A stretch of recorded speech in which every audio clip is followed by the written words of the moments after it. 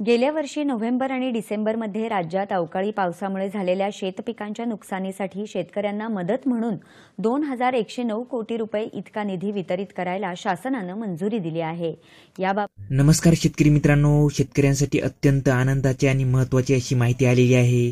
शेतकरी मित्रांनो, नोव्हेंबर आणि डिसेंबर 2023 मधील अवकाळी पावसामुळे आणि गारपिटीमुळे झालेल्या आणि त्यापुढील कालावधीसाठी झालेल्या नैसर्गिक आपत्तीमुळे होणाऱ्या शेती पिकांच्या नुकसानीकरिता सुधारित दराने 2 ऐवजी 3 हेक्टरपर्यंत मदत देण्याचा शासनाने निर्णय घेतलेला आहे आणि याच्यासाठी GR सुद्धा निर्गमित झालेला आहे।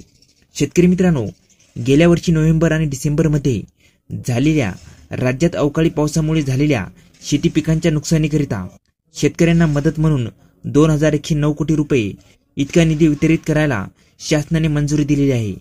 याबाबतचा शासन निर्णय निर्गमित झालेला आहे। शेतकरी मित्रांनो, याबाबतची माहिती मदत आणि पुनर्वसन आणि आपत्ती व्यवस्थापन मंत्री अनिल पाटील यांनी दिलेली आहे। तर शेतकरी मित्रांनो, नोव्हेंबर आणि डिसेंबर 2023 मधील जे काही अवकाळी पावसामुळे किंवा गारपिटीमुळे शेतकऱ्यांचे मोठ्या प्रमाणात नुकसान झालेले होतं, आता त्यांच्यासाठी नुकसान भरपाई जाहीर झालेली आहे। तर शेतकरी मित्रांनो, कोणत्या शेतकऱ्यांना नुकसान भरपाई मिळणार आहे, कधी मिळणार आहे, याची अगदी सविस्तर माहिती आपण या आजच्या व्हिडिओच्या माध्यमातून पाहणार आहोत।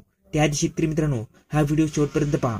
चॅनलवरती नवीन आला असाल तर चॅनल सबस्क्राईब करून ठेवा आणि बेल नोटिफिकेशन ऑन करा, जेणेकरून असेच आणखी नवनवीन व्हिडिओ हे आपल्यापर्यंत येत जातील। चला तर शेतकरी मित्रांनो, अगदी सविस्तरपणे माहिती पाहूया।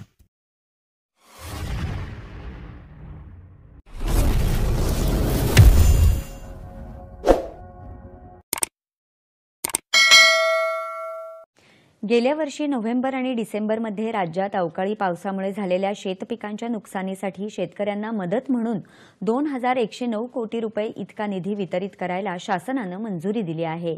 याबाबतचा शासन निर्णय निर्गमित करण्यात आला असल्याची माहिती मदत आणि पुनर्वसन आणि आपत्ती व्यवस्थापन मंत्री अनिल पाटील यांनी दिली। नोव्हेंबर आणि डिसेंबर 2023 मधील अवकाळी पाऊस आणि गारपीट यामुळे झालेल्या आणि त्यापुढील कालावधीसाठी नैसर्गिक आपत्तीमुळे होणाऱ्या शेतपिकांच्या नुकसानीकरता सुधारित दराने 2 ऐवजी 3 हेक्टरपर्यंत मदत देण्याचा शासनाने निर्णय घेतला आहे। याबाबत मुख्यमंत्री एकनाथ शिंदे यांनी नागपूर हिवाळी अधिवेशनात मदतीची घोषणा केली होती। यासाठी नागपूर, कोकण, अमरावती, पुणे आणि छत्रपती संभाजीनगर विभागीय आयुक्तांकडून मदतीचे प्रस्ताव प्राप्त झाले होते।